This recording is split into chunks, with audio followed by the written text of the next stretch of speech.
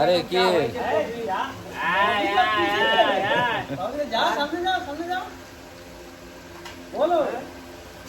ভাবি চাটা টেস্ট করো, কফি কিরম হয়েছে? কফি আছে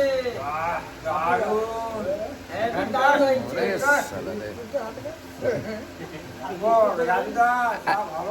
আর কি বিস্কুট করে খাচ্ছ? পার্লেজি। পারলে কি স্পেশাল পারলে